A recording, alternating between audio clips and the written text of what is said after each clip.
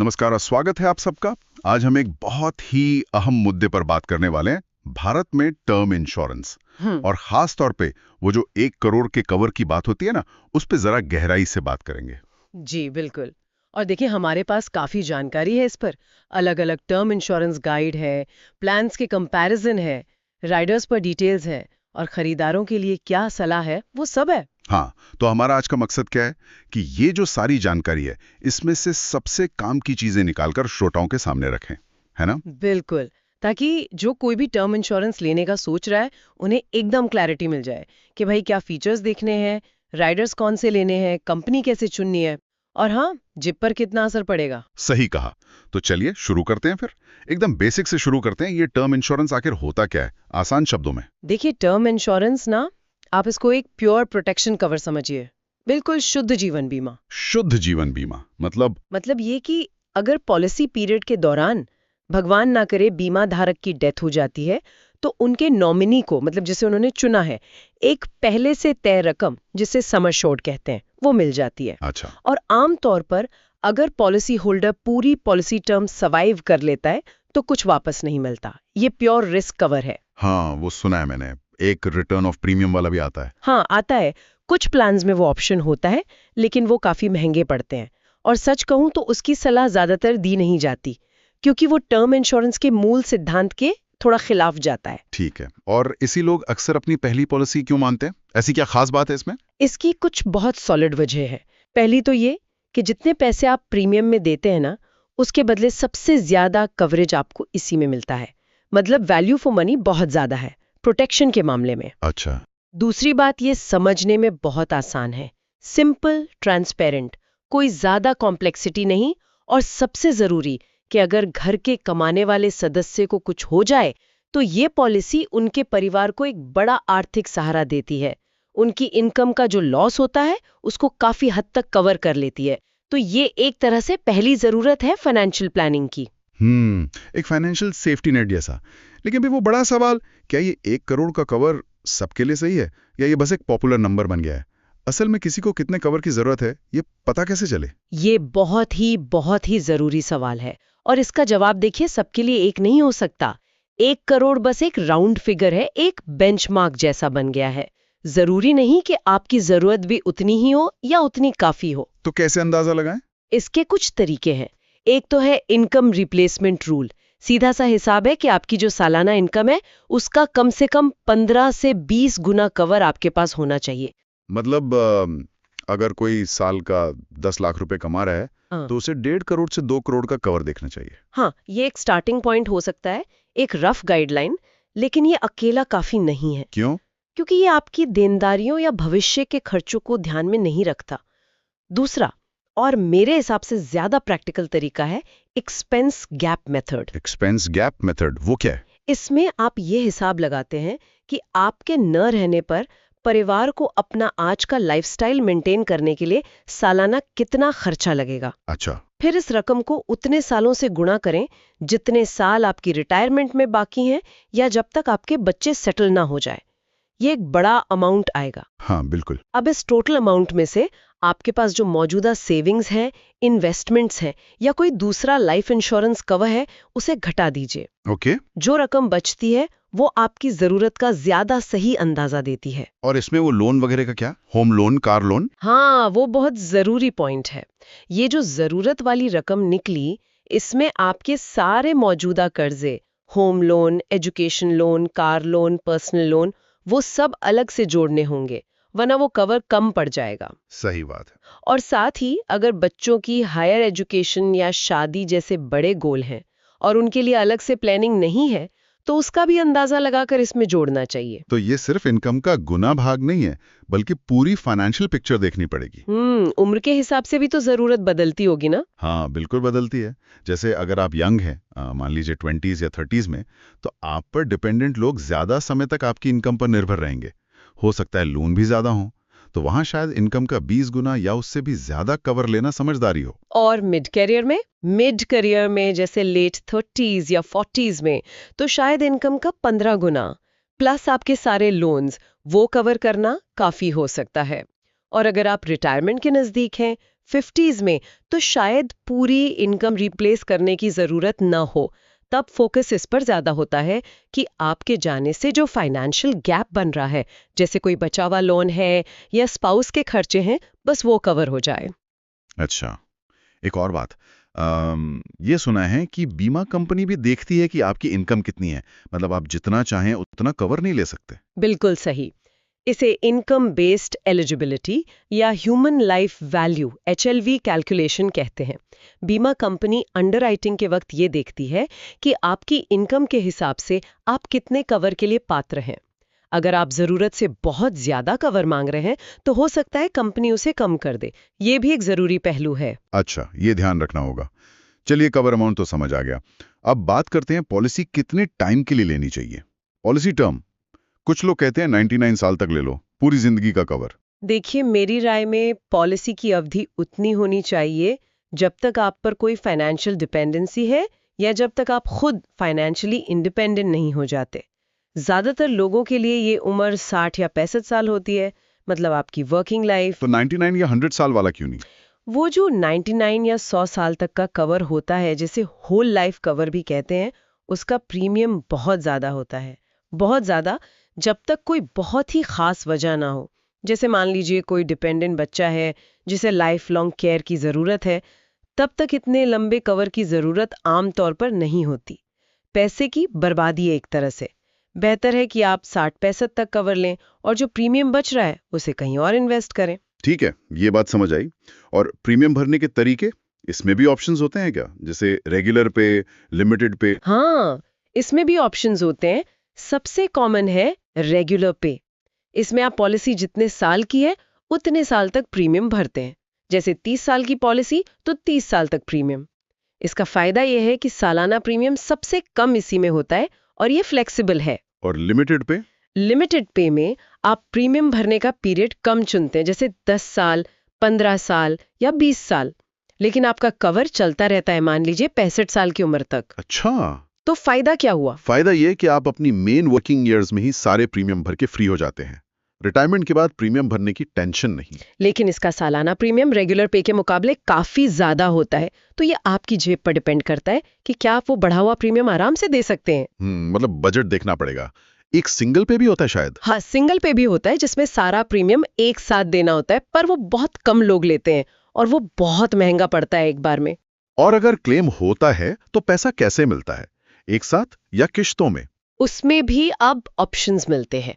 Nominee चाहें तो पूरी रकम एक साथ ले सकता है, जिसे लमसम कहते हैं। हाँ, या फिर वो चुन सकता है कि पैसा रेगुलर इनकम की तरह हर महीने कुछ सालों तक मिलता रहे। अच्छा। या फिर दोनों का कॉम्बिनेशन भी ले सकते हैं, थोड़ा पैसा एक साथ और बाकी मंथली इनकम की तरह। ये उन परिवारों के लिए अच्छा हो सकता है जिन्हें लगता है कि एक साथ बड़ा अमाउंट मैनेज करना मुश्किल होगा। ठीक है, ये तो बेसिक्स हो गए कवर और पेमेंट के। अब आते हैं राइडर्स पर। ये एड ऑन क्या चीज है और क्या ये 1 करोड़ रुपए के कवर के साथ लेने जरूरी हैं? राइडर्स देखिए आपकी बेस टर्म पॉलिसी के साथ मिलने वाले एक्स्ट्रा बेनिफिट्स हैं। छोटे कवच समझ लीजिए।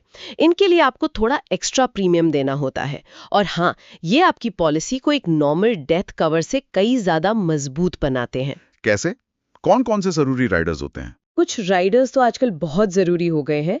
पहला है एक्सीडेंटल डेथ बेनिफिट, ADB। मतलब अगर डेथ किसी एक्सीडेंट की वजह से होती है तो नॉमिनी को बेस कवर जैसे 1 करोड़ के अलावा एक एक्स्ट्रा अमाउंट और मिलता है। आजकल रोड एक्सीडेंट्स इतने बढ़ गए हैं तो ये काफी रेलेवेंट है। सही बात है। और दूसरा और शायद सबसे जरूरी राइडर्स में से एक है क्रिटिकल इलनेस राइडर। हाँ, ये तो बहुत सुना है। और बहुत जरूरी भी है। आजकल आप देखिए, cancer, heart attack, stroke, kidney failure जैसी गंभीर बीमारियां कितनी आम हो गई हैं और इनका इलाज कितना महंगा है। हाँ, लाखों में खर्चा आता है। बिल्कुल। तो ये CI राइडर क्या करता है कि अगर आपको लिस्ट में दी गई गंभीर बीमारियों में से कोई पहली बार डायग्नोज होती है तो आपको एक लमसम अमाउंट मिल जाता है। ये पैसा आपके इलाज में या बीमारी के दौरान इनकम लॉस को कवर करने में बहुत मदद करता है। ये तो वाकई बहुत जरूरी लगता है। और अगर मान लीजिए किसी को ऐसी गंभीर बीमारी हो गई या कोई एक्सीडेंट हो गया और वो प्रीमियम ही नहीं भर पा रहा, तब क्या? पॉलिसी बंद हो जाएगी। यहीं पर एक और बहुत काम का राइडर आता है, waiver of premium. Waiver of premium? हाँ, WOP इसका मतलब है कि अगर बीमा धारक किसी लिस्टेड गंभीर बीमारी या टोटल परमानेंट डिसेबिलिटी स्थायी विकलांगता की वजह से आगे प्रीमियम भरने लायक नहीं रहता, तो ये राइडर एक्टिवेट हो जाता है। अच्छा, तो फिर क्या होता है? तो फिर आगे के सारे प्रीमियम माफ कर दिए जाते हैं। आपको प्रीमियम नहीं भरना पड़ता, लेकिन आपकी पॉलिसी और उसका कवर चलता रहता है। ये पक्का करता है कि सबसे मुश्किल वक्त में आपका सुरक्षा कवच बंद ना हो। अरे वाह, ये तो बहुत ही बढ़िया फीचर है। और विकलांगता के लिए कोई अलग से राइडर भी होता है? हाँ, होता है। उसे कहते हैं accidental total and permanent disability rider. ये तब काम आता है जब किसी एक्सीडेंट की वजह से बीमा धारक पूरी तरह से और परमानेंटली डिसेबल हो जाए, मतलब भविष्य में कोई भी काम करके कमाने लायक न रहे। अच्छा। इसमें भी या तो एकमुश्त पैसा मिलता है या रेगुलर इनकम की तरह पेमेंट हो सकती है। यहाँ एक छोटा सा फर्क समझना जरूरी है। क्या? CI राइडर बीमारी के डायग्नोसिस पर पे करता है, चाहे आपके काम करने की क्षमता जाए या ना जाए, जबकि ATPD राइडर एक्सीडेंट से हुई परमानेंट डिसेबिलिटी पर फोकस करता है, जिससे कमाने की क्षमता खत्म हो जाए। दोनों अलग अलग सिचुएशन कवर करते हैं। ये टेक्निकल है थोड़ा। इनके अलावा भी कोई राइडर्स होते हैं? हाँ, कुछ और भी हैं। जैसे कई प्लान्स में टर्मिनल इलनेस बेनिफिट होता है। अगर डॉक्टर सर्टिफाई कर दें कि कोई लाइलाज बीमारी है और जीने के लिए कुछ ही महीने बचे हैं, तो बीमा कंपनी सम अश्योर्ड का एक हिस्सा पहले ही दे देती है, ओह, ताकि वो अपनी कोई इच्छा पूरी कर सकें या इलाज पर खर्च कर सकें। कुछ नए प्लान्स में लाइफ स्टेज बेनिफिट भी होता है। वो क्या है? उसमें आपकी जिंदगी के कुछ माइलस्टोन्स पर, जैसे शादी हुई या बच्चा हुआ, तो आप बिना नए मेडिकल टेस्ट के अपना कवर थोड़ा बढ़ा सकते हैं। अच्छा, ये भी अच्छा है। तो मतलब ये राइडर्स मिलकर 1 करोड़ रुपए के बेस कवर को सिर्फ डेथ बेनिफिट से कहीं ज्यादा कॉम्प्रिहेंसिव बना देते हैं। बिल्कुल, यही पॉइंट है। ये सिर्फ डेथ के बाद परिवार की मदद नहीं करते, बल्कि जीते जी अगर कोई बड़ी मुसीबत आ जाए, जैसे कोई गंभीर बीमारी या एक्सीडेंट से हुई विकलांगता, उसमें भी आपको और आपके परिवार को फाइनेंशियल सपोर्ट देते हैं। इलाज का खर्चा, इनकम का रुक जाना, ये सब बहुत बड़े झटके होते हैं। राइडर्स इनसे निपटने में मदद करते हैं। इसीलिए एक अच्छा टर्म प्लान सिर्फ बड़ा कवर लेना नहीं है, सही राइडर्स चुनना भी उतना ही जरूरी है। लेकिन ये सब फायदे मुफ्त तो नहीं होंगे। इन राइडर्स से प्रीमियम कितना बढ़ जाता है? कौन से राइडर्स सबसे ज्यादा महंगे होते हैं? हाँ, मुफ्त तो बिल्कुल नहीं। राइडर्स के लिए एक्स्ट्रा प्रीमियम देना होता है। और जैसा आपने पूछा, कुछ राइडर्स प्रीमियम को ज्यादा बढ़ाते हैं। आमतौर पर क्रिटिकल इलनेस CI और accidental total and permanent disability ATPD Riders का प्रीमियम पर सबसे ज्यादा असर होता है। क्यों? ऐसा क्यों? क्योंकि इनसे जुड़े क्लेम होने का रिस्क भी ज्यादा होता है और क्लेम अमाउंट भी बड़ा हो सकता है, इसलिए इनका प्रीमियम ज्यादा होता है। और WOP या ADB जैसे riders? Waiver of premium WOP और एक्सीडेंटल डेथ बेनिफिट ADB का असर तुलना में थोड़ा कम होता है। मतलब प्रीमियम में बढ़ोतरी होती है, पर उतनी ज्यादा नहीं जितनी CI या ATPD से होती है। और वो रिटर्न ऑफ प्रीमियम वाला? हाँ, वो ROP राइडर, उससे तो बिल्कुल बचना चाहिए। जैसा मैंने पहले भी कहा था, वो प्रीमियम को लगभग डबल या उससे भी ज्यादा कर सकता है। टर्म इंश्योरेंस का मकसद है कम कॉस्ट में ज्यादा प्रोटेक्शन। ROP इस मकसद को ही खत्म कर देता है। वो जो एक्स्ट्रा पैसा ROP में जा रहा है, उसे अगर आप कहीं और, मान लीजिए SIP में इन्वेस्ट कर दें, तो ज्यादा अच्छा रिटर्न मिल सकता है। तो अगर कोई जरूरी राइडर्स लेता है, जैसे CI, ADB, WOP, तो प्रीमियम कितना बढ़ सकता है? एक अंदाजा? ये देखिए, कई चीजों पर डिपेंड करेगा। आपकी उम्र क्या है, हेल्थ कैसी है, कौन सी कंपनी से ले रहे हैं, कौन कौन से राइडर्स ले रहे हैं।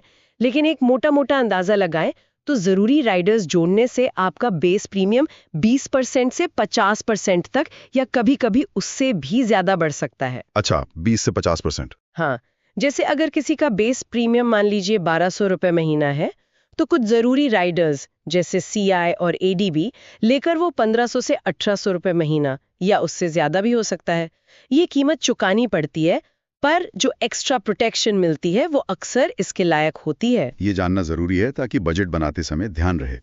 चलिए अब आते हैं बीमा कंपनी चुनने पर। इतनी सारी कंपनियां हैं मार्केट में, कैसे तय करें कि कौन सी भरोसेमंद है? क्या देखें? ये एक बहुत बहुत क्रिटिकल स्टेप है। सिर्फ सस्ता प्रीमियम देखकर पॉलिसी नहीं लेनी चाहिए। कुछ मेन पैरामीटर्स हैं। सबसे पहला और सबसे ज्यादा डिस्कस होने वाला है क्लेम सेटलमेंट रेशियो, CSR। हाँ, CSR, वो क्या बताता है? CSR ये बताता है कि कंपनी ने एक साल में टोटल जितने डेथ क्लेम रिसीव किए उनमें से कितने प्रतिशत क्लेम पास किए, मतलब पैसा दिया। ये डेटा IRDAI जो इंश्योरेंस रेगुलेटर है हर साल जारी करती है। कितना CSR अच्छा माना जाता है? क्या बस जिसका सबसे ज्यादा CSR है वो ले लेनी चाहिए? देखिए, आमतौर पर 97-98% या उससे ऊपर का CSR अच्छा माना जाता है, लेकिन यहाँ थोड़ा ध्यान देने की जरूरत है। सिर्फ 1 साल का CSR या सिर्फ सबसे ऊंचा नंबर देखकर फैसला नहीं करना चाहिए। क्यों? देखिए कि कंपनी का पिछले 3 से 5 साल का CSR ट्रेंड कैसा रहा है, क्या वो लगातार अच्छा है या ऊपर नीचे हो रहा है। साथ ही ये भी देखिए कि कंपनी ने टोटल कितने क्लेम हैंडल किए। मान लीजिए एक नई कंपनी है जिसने सिर्फ 100 क्लेम हैंडल किए और 99% CSR दिखा दिया, और एक पुरानी बड़ी कंपनी है जिसने 10,000 क्लेम हैंडल किए हैं और उसका CSR 98% है, तो वो 98% शायद ज्यादा भरोसेमंद है। ये अच्छा पॉइंट है। कॉन्टेक्स्ट देखना जरूरी है। बिल्कुल। और हो सके तो ये भी जानने की कोशिश करनी चाहिए कि जो क्लेम रिजेक्ट हुए वो क्यों हुए। ज्यादातर फ्रॉड या जानकारी छुपाने की वजह से थे या कोई और चिंताजनक पैटर्न है। सही है। CSR के अलावा और क्या देखें? दूसरा इंपॉर्टेंट मेट्रिक है सॉल्वेंसी रेशियो। ये कंपनी की फाइनेंशियल हेल्थ बताता है, मतलब कंपनी के पास अपने लॉन्ग टर्म कमिटमेंट्स, खासकर क्लेम देने के लिए पर्याप्त पैसा है या नहीं। IRDAI कहती है कि ये कम से कम 1.5 होना चाहिए। जितना ज्यादा हो उतना बेहतर। ये कंपनी की लॉन्ग टर्म स्टेबिलिटी का इंडिकेटर है। और कस्टमर सर्विस क्लेम के टाइम पे तो वही सबसे जरूरी होगी ना? बिल्कुल। कंपनी की कस्टमर सर्विस कैसी है, खासकर क्लेम प्रोसेस कितना स्मूथ और हेल्पफुल है, ये जानना बहुत जरूरी है। इसके लिए आप ऑनलाइन रिव्यूज पढ़ सकते हैं या अगर आपके जान पहचान में किसी का एक्सपीरियंस रहा हो तो उनसे पूछ सकते हैं। IRDAI शिकायत निवारण अनुपात, ग्रीवेंस रिड्रेसल रेशियो भी जारी करती है, मतलब प्रति 10,000 पॉलिसी पर कितनी शिकायतें आईं और कितनी सुलझाई गईं। कम शिकायतें होना अच्छा है। और एक परसिस्टेंसी रेशियो भी होता है शायद। हाँ, परसिस्टेंसी रेशियो 13वें और 61वें महीने का ये दिखाता है कि कितने प्रतिशत ग्राहक अपनी पॉलिसीज रिन्यू करवाते हैं, मतलब दूसरे साल और 5 साल बाद भी पॉलिसी जारी रखते हैं। अच्छा परसिस्टेंसी रेशियो मतलब कंपनी अच्छी क्वालिटी की पॉलिसी बेच रही है और ग्राहक संतुष्ट हैं। तो मतलब सिर्फ प्रीमियम नहीं बल्कि CSR, सॉल्वेंसी, सर्विस, परसिस्टेंस, ये सब मिलाकर देखना होगा। ठीक है। इन सब बातों को ध्यान में रखते हुए 2025 के लिए 1 करोड़ रुपए कवर वाले कुछ टॉप टर्म प्लान्स कौन से हैं जिनका जिक्र हमारे सोर्सेज में है? मार्केट में कई अच्छे ऑप्शंस हैं। हमारे सोर्सेज में कुछ बड़े नाम बार बार आते हैं, जैसे HDFC लाइफ के प्लान्स हैं, क्लिक टू प्रोटेक्ट सुपर या सुप्रीम। ICICI प्रूडेंशियल का आई प्रोटेक्ट स्मार्ट काफी पॉपुलर है। मैक्स लाइफ का स्मार्ट सिक्योर प्लस है। SBI लाइफ का ई-शील्ड नेक्स्ट है। टाटा AIA का संपूर्ण रक्षा सुप्रीम। एक्सिस और मैक्स लाइफ का जॉइंट वेंचर है axis max smart term plan plus, और बजाज अलायंस का स्मार्ट प्रोटेक्ट गोल्ड भी है। क्या इनमें से 2-3 के बारे में कुछ खास बात बता सकती हैं? मतलब क्या USP है इनकी? जरूर। जैसे HDFC लाइफ का CSR अक्सर बहुत अच्छा और कंसिस्टेंट रहता है और उनके प्लान्स में फ्लेक्सिबिलिटी होती है। मैक्स लाइफ के स्मार्ट सिक्योर प्लस में कुछ यूनिक फीचर्स मिलते हैं, जैसे प्रीमियम ब्रेक का ऑप्शन, मतलब आप कुछ समय के लिए प्रीमियम रोक सकते हैं, या स्पेशल एग्जिट वैल्यू का ऑप्शन जिसमें कुछ शर्तों के साथ पॉलिसी सरेंडर करके प्रीमियम वापस मिल सकता है। अच्छा। हाँ, ICICI प्रो का आई प्रोटेक्ट स्मार्ट अपने क्रिटिकल इलनेस राइडर के लिए जाना जाता है, जिसमें वो ज्यादा बीमारियां कवर करते हैं। टाटा AIA का संपूर्ण रक्षा सुप्रीम लंबी अवधि जैसे 100 साल तक का कवर ऑप्शन देता है और कुछ मामलों में जल्दी क्लेम पेमेंट का दावा भी करता है। SBI लाइफ का फायदा उनका बड़ा बैंक नेटवर्क और ब्रांड सपोर्ट है, जो ऑफलाइन हेल्प चाहते हैं उनके लिए अच्छा है। बजाज अलियांज भी काफी कॉम्प्रिहेंसिव कवर और राइडर ऑप्शन देता है। ये तो इंटरेस्टिंग है कि सब कुछ ना कुछ अलग देने की कोशिश कर रहे हैं। इनका CSR और प्रीमियम रेंज का क्या अंदाजा है? CSR तो जैसा हमने बात की, टॉप प्राइवेट कंपनियों का ज्यादातर 99% या उससे भी ऊपर रहता है। प्रीमियम की बात करें तो देखिए, एक 30 साल का स्वस्थ व्यक्ति जो स्मोकिंग नहीं करता, उसके लिए 1 करोड़ के बेस कवर का सालाना प्रीमियम बिना राइडर्स के मोटा मोटा 10,000 से 15,000 के बीच कहीं से शुरू हो सकता है। बस इतना कम? हाँ, बेस कवर का। लेकिन मैं फिर कहूंगी, ये सिर्फ एक इंडिकेटिव रेंज है। असली प्रीमियम आपकी उम्र, आपकी हेल्थ हिस्ट्री, आपकी लाइफस्टाइल, स्मोकिंग ड्रिंकिंग, आपने कौन से राइडर्स चुने हैं, पॉलिसी कितने साल की है, पेमेंट मोड क्या है, इन सब पर बहुत डिपेंड करेगा। महिलाओं के लिए प्रीमियम अक्सर पुरुषों से थोड़ा कम होता है। और LIC का टेक टर्म प्लान, उसका क्या? हाँ, LIC का टेक टर्म प्लान भी एक ऑप्शन है। LIC का नाम अपने आप में एक भरोसा है, खासकर उन लोगों के लिए जो सरकारी ब्रांड पे ज्यादा विश्वास करते हैं। नेटवर्क भी बहुत बड़ा है, लेकिन आमतौर पर LIC का टर्म प्लान प्राइवेट कंपनियों के ऑनलाइन टर्म प्लान्स के मुकाबले थोड़ा महंगा होता है। तो वो एक ट्रेड ऑफ है, प्रीमियम वर्सेस ब्रांड ट्रस्ट। ठीक है, तो प्लान चुन लिया, कंपनी चुन ली, अब खरीदने का प्रोसेस क्या है? क्या डॉक्यूमेंट्स लगते हैं? प्रोसेस अब काफी आसान हो गया है, खासकर ऑनलाइन। आपको अपने KYC डॉक्यूमेंट्स देने होंगे, पहचान के लिए पैन कार्ड, आधार कार्ड, पासपोर्ट या ड्राइविंग लाइसेंस। पते के प्रूफ के लिए भी आधार, वोटर ID या यूटिलिटी बिल चल जाता है। और इनकम प्रूफ? हाँ, इनकम प्रूफ जरूरी है। उसके लिए salary slip, form 16, ITR, income tax return की कॉपी या बैंक स्टेटमेंट दे सकते हैं, और एक फोटोग्राफ लगेगी। और मेडिकल टेस्ट, क्या वो हमेशा होता है? 1 करोड़ रुपए जैसे बड़े कवर के लिए, या अगर आपकी उम्र ज्यादा है या आपने फॉर्म में कोई हेल्थ कंडीशन बताई है, तो ज्यादातर बीमा कंपनियां मेडिकल जांच करवाती हैं। उसमें क्या होता है? उसमें आमतौर पर basic blood test, urine test, blood pressure, BMI वगैरह चेक होता है। कभी-कभी ECG या ट्रेडमिल टेस्ट भी हो सकता है।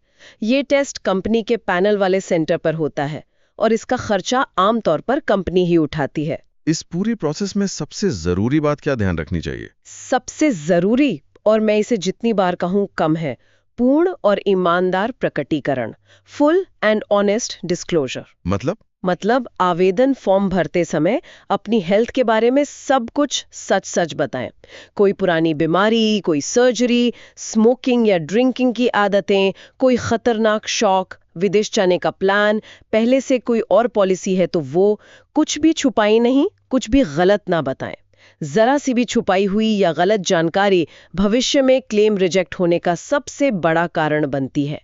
ये मत सोचिए कि कंपनी को पता नहीं चलेगा। ये वाकई बहुत सीरियस वार्निंग है। ठीक है, अब कुछ प्रैक्टिकल टिप्स।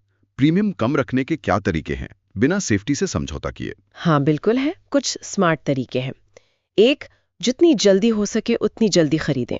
कम उम्र में जब आप स्वस्थ हों तब प्रीमियम सबसे कम होता है। 2, ROP यानी रिटर्न ऑफ प्रीमियम राइडर से बचें।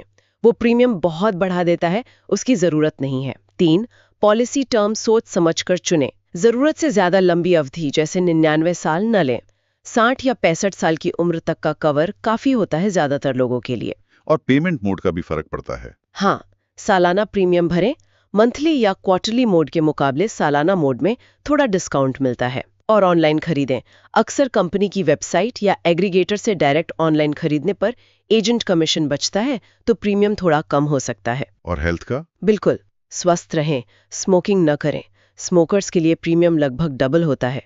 अपना वजन, BMI कंट्रोल में रखें। ये अच्छी टिप्स हैं। आखिर में वो कौन सी आम गलतियां हैं जो लोग कर देते हैं पॉलिसी खरीदते वक्त और जिनसे बचना चाहिए? कुछ कॉमन मिस्टेक्स हैं जिनसे बचना बहुत जरूरी है। पहली, जैसा मैंने अभी जोर देकर कहा, जानकारी छुपाना। मेडिकल हिस्ट्री, स्मोकिंग या पहले से ली हुई पॉलिसी के बारे में झूठ बोलना या छुपाना सबसे बड़ी गलती है। क्लेम रिजेक्ट हो सकता है। दूसरी, अपनी जरूरत या पात्रता से बहुत ज्यादा कवर के लिए अप्लाई करना। कंपनी आपकी इनकम के हिसाब से ही कवर देगी।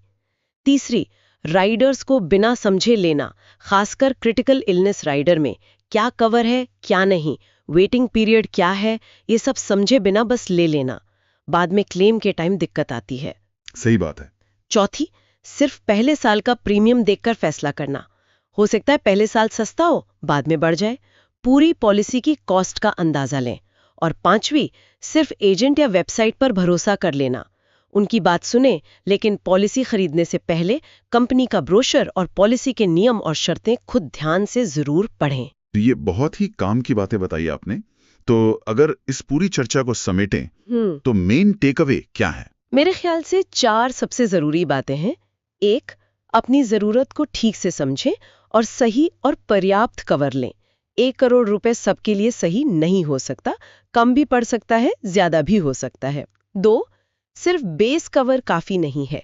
अपनी रिस्क प्रोफाइल के हिसाब से सही राइडर्स जरूर चुनें, खासकर क्रिटिकल इलनेस और डिसेबिलिटी वाले।